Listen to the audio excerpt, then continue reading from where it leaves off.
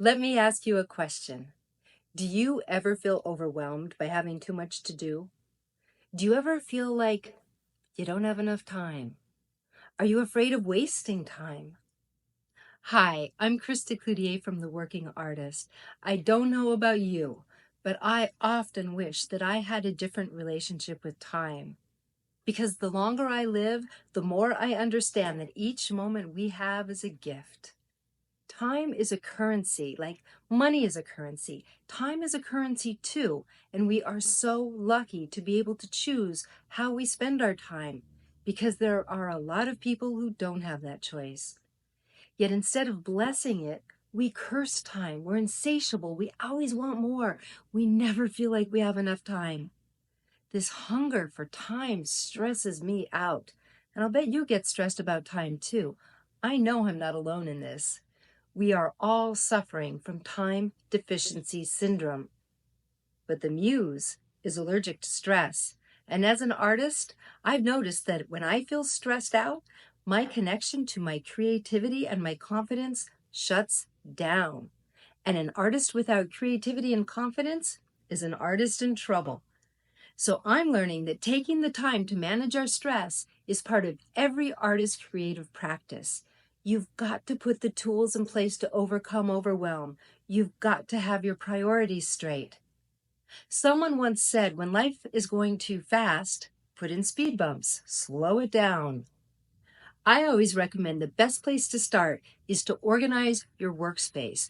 Go through your piles, your lists, and your notes. Clean your studio, your desk, and your computer. They say that your workspace is a reflection of your brain. Think about that one for a minute.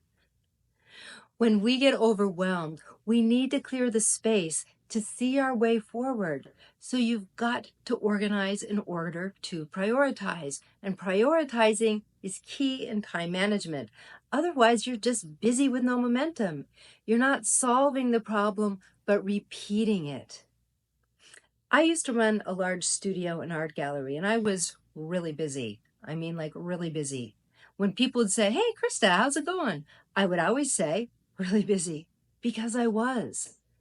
But I started to get tired of hearing myself say it. Every time I said busy, my teeth would sit on edge. I wasn't in a place where I could change my work or my life, and I loved what I was doing, just not how I was doing it. There was no time for joy. So I took the word busy out of my vocabulary. I was not allowed to say that word for the whole year. By doing this, I was forced to connect in a more authentic and truthful way with others, and I realized that I had been using that word to keep people at a distance. But by simply not using that word to describe my life or myself anymore, I became less stressed out, less, that word. Try this. It works. Stop using the word busy to describe yourself. We're all busy. It's not interesting. Use your other words. Make them more meaningful. You'll notice a change in your energy and your relationships. Truly, it's like magic. Joseph Campbell had this great quote. He said, "People say that what we're seeking is a meaning in life. And I don't think that this is what we're really seeking. I think what we are really seeking is an experience of being alive." I love that quote. Because managing your time is really about owning who you are and experiencing your life. I'm always interested in learning new ways to manage my time and energy, and I'm doing so much better than I used to. But I'm someone who loves to work. I have a lot of responsibilities. I also love to travel. I live out of a suitcase half the time. And I love people. My friends and my family are really important to me. So I struggle with the balance of work and life and art. Raise your hand if you feel it too. It's difficult to know what to prioritize sometimes, and I think that is especially true for artists. It's a challenge to defend our creative time because the rest of the world thinks that our work looks like play. There's also the inability of our culture to measure anything but money to be of value. And if our art doesn't bring in a good profit, it's often dismissed as a waste of time. But you and I both know that these things take time, right?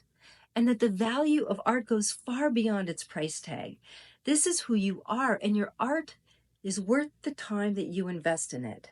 But it is difficult for artists to defend this time for ourselves and our work. It's also difficult to find the time to do the things that we don't really want to do. I mean, I love my job, but there's a lot of tasks on my to-do list that are not fun, and I sometimes procrastinate. So, my challenges with time have become a real block to my progress, not only professionally, but creatively and even personally. And when I approach my days with a sense of overwhelm, all the joy is stripped from my work and my connections.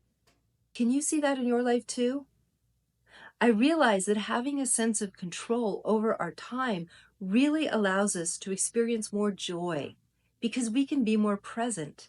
Listen, we all agree that time is money, that overwhelm and anxiety can block us from taking meaningful action, that spending our time wisely is the greatest investment in our life. It's time to invest in taking charge of yours. In our culture, we stress the importance of financial management, but we really need to start with time management because money comes and goes.